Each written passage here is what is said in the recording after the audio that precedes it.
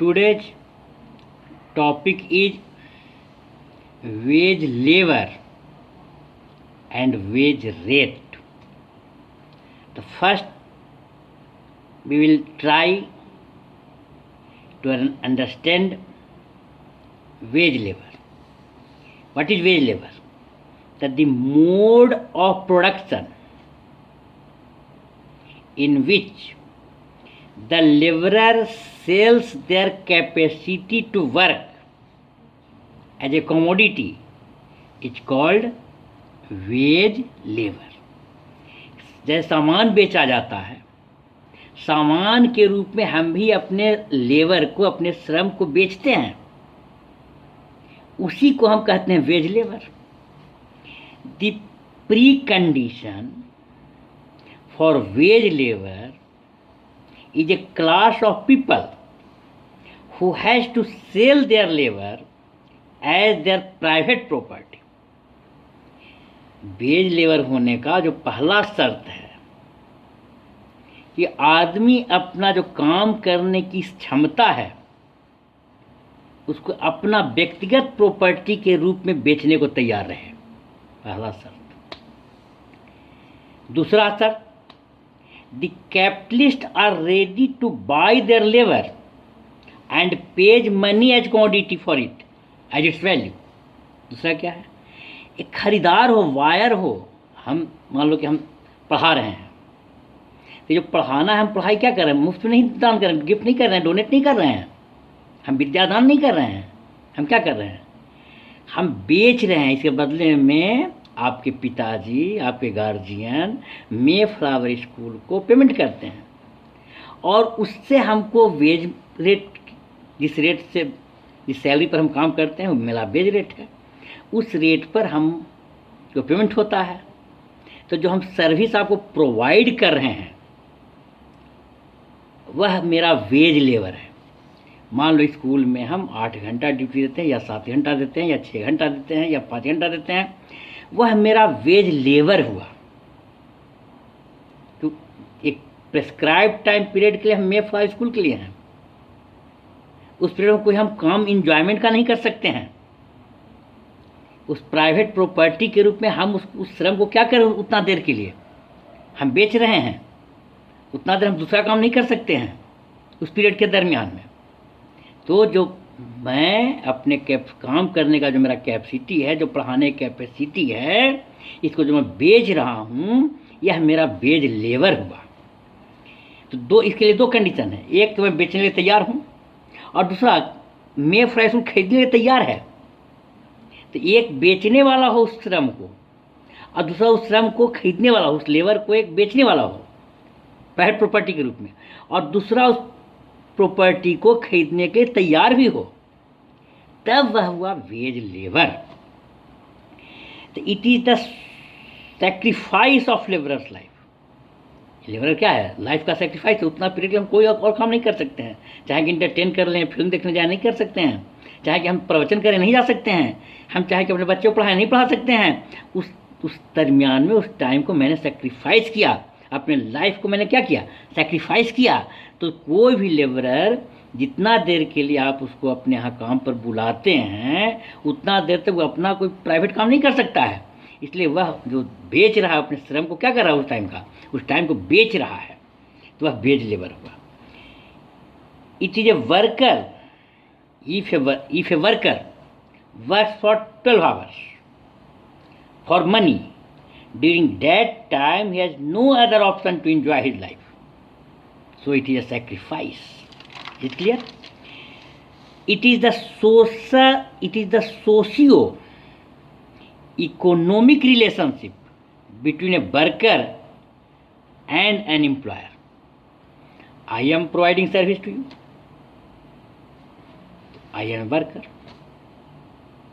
Mayflower School has appointed me as an economics teacher to teach you, so Mayflower School is the employer. And the relationship between me and Mayflower School, this relationship is the socio-economic relationship, because I am providing labor and he is paying money. Is clear? that the worker sells his labor power under a formal or informal employment contract. आपके यहाँ जो दाई काम करने आती है housemaid के रूप में, दाई के रूप में, बर्तन मांजने के लिए या झाड़ू पोछा लगाने के लिए, वह इनफॉर्मल एम्प्लॉयमेंट है। आपके गार्जियन कभी उसको हटा दे सकते हैं। हम जो काम कर रहे हैं मेफ्ला स्कूल में, ये कॉन्ट्रैक्ट है, लेकिन फॉर्मल कॉन्ट्रैक्ट है। हमको भी हटाया जा सकता है, लेकिन पहले नोटिस दिया जाएगा कि हम क्यों हटा रहे हैं। आपके यहाँ दाई जिस दिन नहीं काम करे उसको पेमेंट नहीं होगा, उसको पेड हो, उसको होल्डेज जो है पेड नहीं है, अनपेड होल्डेज है। हम फॉर्मल सेक्टर में काम करते हैं, इसलिए हमारा होल्डेज क्या है? पेड होल्डेज है। हमारा जॉब कितना है? रेगुलर जॉब है। अब घर में जो काम करने में जाती है उसका जॉब क्या है? इरेगुलर जॉब है। तो चाहे रेगुलर बेसिस पर हो या इरेगुलर बेसिस पर हो, अगर वर्कर अपने लेबर को बेचता है तो वह वेज लेबर हुआ। अब वेज लेबरर तो कौन हुआ? तो the person whose primary means of income is from the selling of their labor is a wage laborer. हम श्रम बेच करके ही जीविकोपार्जन चला सकते हैं और कोई दूसरा मेरा मीन्स ऑफ प्रोडक्शन नहीं है, दूसरा मीन्स ऑफ सर्वाइवल नहीं है। तो हम क्या हुए? वेज लेबरर हुए। Now your question is what is wage rate? That the amount of money paid to a worker per unit of time or per unit of output is called wage rate. आप condition लेते हैं कि 1 घंटा आप आगे पढ़ा दिए, हम 500 रुपया देंगे, तो पर यूनिट टाइम हुआ। आप कहें कि नहीं 10 टोकरी बना दीजिएगा तो पर टोकरी आपको 10 रुपया देंगे। तो चाहे तो पर यूनिट आउटपुट वेज मिलता है, या पर आवर के हिसाब से मिलता है, पर डे के हिसाब से मिलता है, पर वीक के हिसाब से मिलता है, पर मंथ के हिसाब से मिलता है, पर एनम के हिसाब से मिलता है। वह क्या हुआ? वेज रेट हुआ। Now wage rate is the price और value of labourer per unit time और per unit output.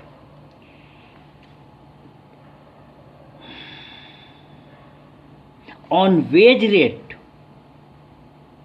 supply of labor and demand of labor depends. When wage rate is high, then demand of wage labor is less.